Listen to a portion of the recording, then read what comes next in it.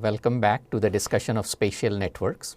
In previous video, we looked at the societal motivation for studying spatial network, and we saw there are many use cases, particularly in urban society. All of us use navigation, for example, on either a web-based or a smartphone-based platform. We also saw the limitations, and we argued that the spatial querying we learned so far in the previous week is not adequate to model these queries on spatial networks. Now, in this video segment, we have very modest goal. We are just going to look at 3 simple examples of spatial networks. And these will be used for running examples throughout this module. So, when we come back in later videos, you will often see these networks and associated queries being used to illustrate various ideas. For example, when we introduce the graph model, we will show you the graph representation of 3 example networks from this particular module.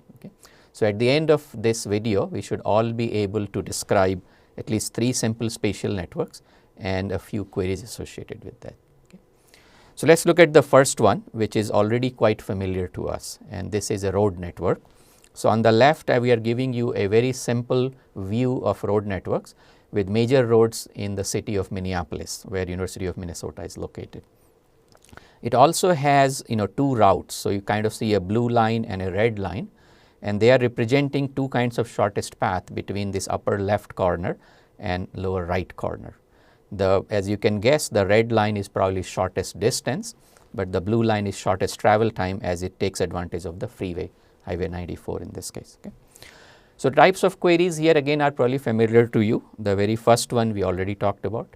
We may ask for a shortest path. So, given a starting location, maybe University of Minnesota, and a destination, maybe the airport, we may ask what is the shortest path to reach there, either for distance or travel time and so on.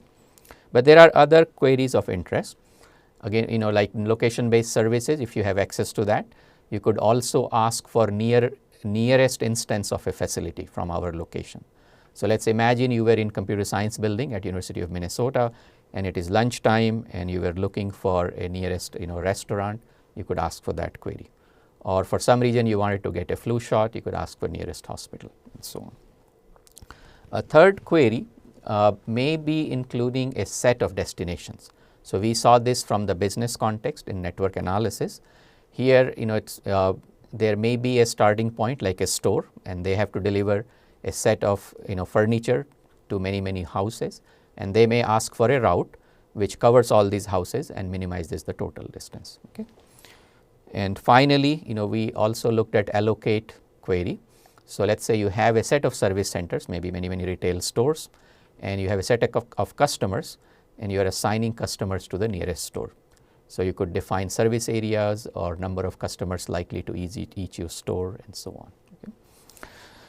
All right, so let us switch and look at a very different network, which may be less familiar to some of us unless you live in an urban area which has public transportation such as train networks. So, here we are showing you a subway network. In Minneapolis areas right now we have a very simple network, just one line, so it is not as interesting. In next few years we may have more lines and use that. So, we are showing you a network from San Francisco area, it is called BART, and it has in this map it is showing 4 lines. So, you can kind of see one line going from top right to bottom left and so on. The colors are not shown, but they are listed in the text. If you could zoom in, you will see. So, this particular route is yellow west, it is shown in yellow arrow here, and one could do a very simple aggregate query here. We could say on yellow west route, tell me how many stations are located. So, one could count and see how many stations these shown as black dots are covered by this. Another query may have to do with a particular stop. So, in subway network usually you have routes and you have stop. And one interesting stop here is Berkeley downtown, which is number 2, is shown as that red square here.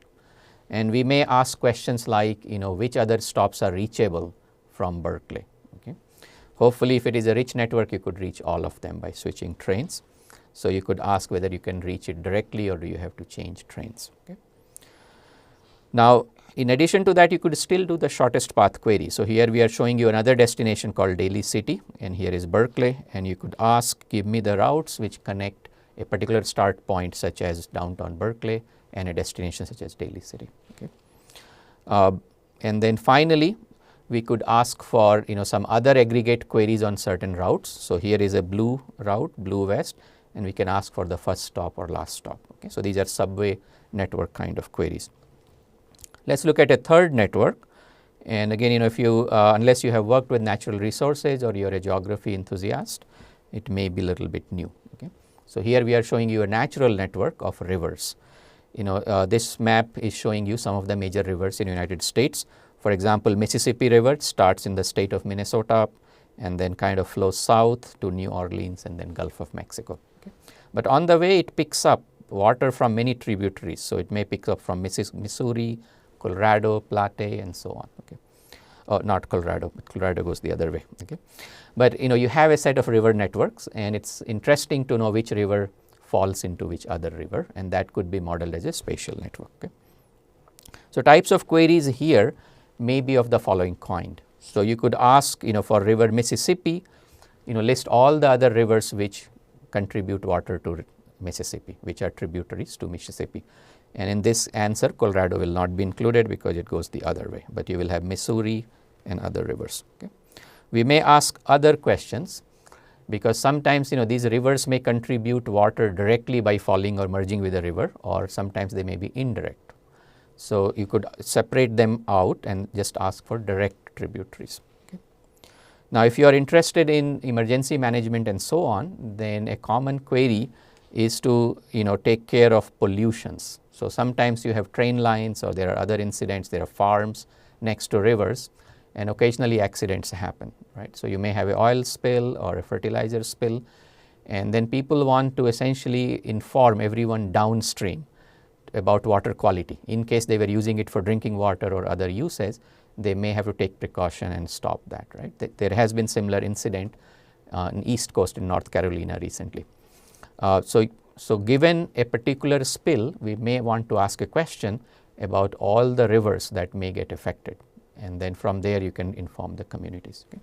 So this is a third kind of network and slightly different questions. So just to sum up, we saw three different spatial networks: a road network, a train network, and a river network. And on each we saw some questions. And these were mixed questions. Some of them require transitive closure and recursion and will need new knowledge that we will learn in this chapter. And some were very simple aggregate queries that you could have answered using spatial querying. And it may be a good exercise for you to go back to those questions and ask yourself which of these you can answer easily using spatial query and where do we need new knowledge. So with this, we'll wrap up this particular video segment. When we come back, we'll introduce mathematical model and information model for spatial networks so that you can answer all of these queries. Okay, so looking forward to seeing you in the next set of video segments. Thank you.